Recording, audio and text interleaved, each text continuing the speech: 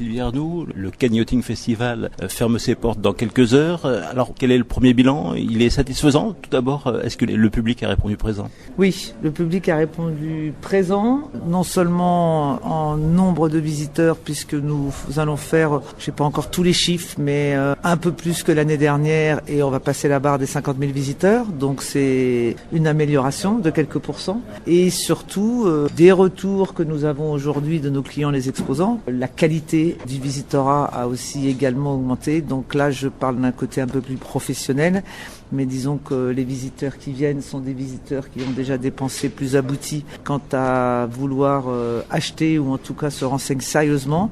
Donc dans un salon qui est à la fois professionnel et grand public, c'est important de créer ces contacts intéressants. Donc de ce côté-là, je pense qu'il y a un vrai retour de satisfaction. Le visitorat est toujours très international? Il est de plus en plus international. Et ça, c'est le second retour que l'on a eu, c'est que non seulement il était plus qualitatif, mais il était de plus en plus international. Nous étions déjà l'année dernière à 45% de non-français, ce qui était déjà important. Et vu ce que j'entends de nos chantiers, de nos exposants, je pense qu'on va atteindre au moins la moitié en international. Et en plus du vrai worldwide, c'est-à-dire qu'il n'y a pas que l'Europe au niveau du non français, mais des ventes avec des Australiens, des Américains du Nord qui ont traversé l'Atlantique et qui sont venus, ce qui est nouveau pour nous. Après l'Asie, bien sûr, beaucoup. Les Russes étaient assez présents ces dernières années. Est-ce qu'ils étaient là cette année? Écoutez, c'était un peu notre préoccupation, puisque ici dans la région PACA, il était dit depuis 1 ou 2 mois sur l'été, avec surtout la situation politique difficile pour l'accueil des Russes en France en ce moment, nous avions peur de ça. Il semble qu'ils soient venus parce que simplement, c'est la réponse par contradiction, c'est que je n'ai pas eu de retour comme quoi ils n'étaient pas là. Donc je suppose qu'ils sont là. Alors la nouveauté cette année, c'était le changement de nom du festival. C'est vrai. Cette nouvelle dénomination a été bien perçue? Très bien.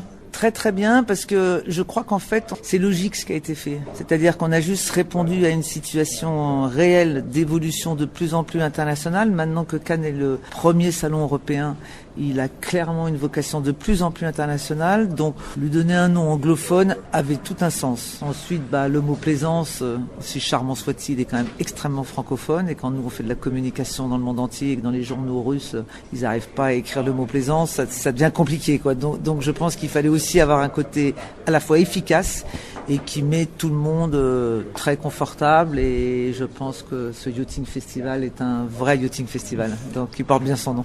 Avec le prolongement de la jetée Albert-Édouard, le réaménagement du Peigne Pantiero, le Vieux-Port a subi des aménagements cette année. Ça a facilité l'exposition des bateaux? Au final, oui, ça facilite et ça embellit le port. Et c'est très important. On est un salon de plus en plus haut de gamme et beau. On travaille le beau, toutes les équipes, parce que même si techniquement c'est compliqué de mettre tous ces bateaux dans le port, il faut que ça reste le plus joliment présenté, le plus accueillant pour nos visiteurs et le plus confortable pour nos bateaux et nos exposants. Donc oui, ça nous a donné ce bel environnement. Quand on voit la belle pierre sur la jetée sud et ces beaux arrondis et cette nouvelle terrasse en extrémité, c'est très beau. Donc ça, c'est vraiment un réel plus pour nous. Après, je vous cache pas que tout travaux demande modification. On change beaucoup de choses dans le port. Il y a des contraintes supplémentaires pour nos exposants parce que quand c'est neuf, c'est comme un mur que vous n'êtes pas, vous n'avez pas le droit de faire des trous dedans. Donc il faut faire attention aussi à bien entretenir tout cela. Donc on a eu des contraintes de construction, mais pour un résultat vraiment satisfaisant et qui va dans le bon sens. J'ajoute à cela la capitainerie de Canto, parce que c'est vrai aussi que le Cannes Yachting Festival, c'est également au Port Canto avec la section Brokerage. Et là, c'est pareil, cette capitainerie assez impressionnante et belle donne aussi un côté beaucoup plus joli, élégant et majestueux à l'environnement. Alors, l'an dernier, ici même au festival, Jean-François Fontaine, qui était alors président de la Fédération des industries touristiques, était relativement optimiste pour l'année 2014, après une année 2013 très difficile pour le secteur. Est-ce que cet optimisme s'est confirmé ou est-ce que l'année a été très dure pour la plaisance? Écoutez, la FIN a fait son annonce la semaine dernière, quelques jours avant l'ouverture du Yachting Festival, et c'était quand même un peu vrai, positif. C'est pas l'euphorie, mais ça allait quand même dans ce sens-là. Ils ont annoncé globalement entre plus 2 et plus 3 de progrès en France. Ils ont annoncé un plus 10 en Amérique et des pays comme l'Angleterre aussi qui faisaient des très grosses progressions. Et ça, c'est très encourageant parce qu'on sait que souvent on suit ce genre d'inertie positive.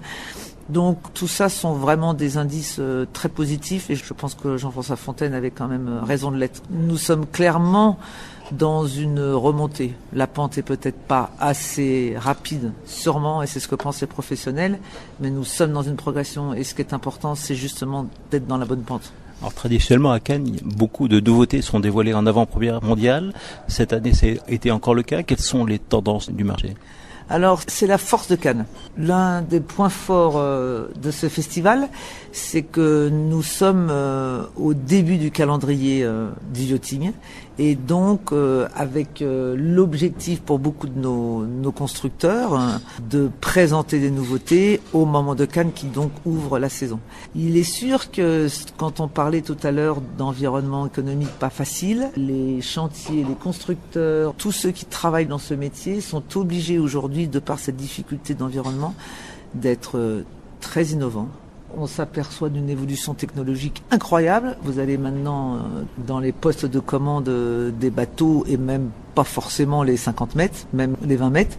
Vous avez un tableau de bord qui ressemble à celui d'un avion. C'est assez hallucinant, magique, avec un petit joystick qui vous permet, parce que vous avez de la propulsion d'étrave, de faire tourner le bateau sur lui-même. Donc ces révolutions technologiques sont très importantes dans le yachting. Une dernière chose aussi, c'est le côté green, parce que c'est important, c'est l'optimisation des motorisations. On commence à voir les premiers bateaux hybrides qui sortent. Il y en a plusieurs exemples au salon. Tout ça, c'est vraiment des réels progrès, des réelles innovations. Et c'est incroyable, cette année, on a pratiquement atteint la 100aine de nouveautés mondiales, c'est-à-dire présentées au public pour la première fois à Cannes. Donc vraiment, ça a été très très innovateur cette année et on en est ravis parce qu'ils ont besoin de ça pour réussir à continuer à remonter la pente des difficultés économiques du yachting. Alors pour terminer, cette année, il manquait l'un des piliers du festival, le groupe Rodriguez. Le vide a été comblé ? Le vide a été comblé, mais l'enterrement qui a eu lieu, la disparition fin juillet par liquidation de Rodriguez a été la concrétisation de ces difficultés effectivement qui existent. Celle-là a particulièrement touché et affecté la région PACA puisqu'on sait l'ampleur et l'histoire qu'a eu Rodriguez dans cette région et ce qu'il a représenté. Quand il y a effectivement des difficultés, il y en a qui tombent.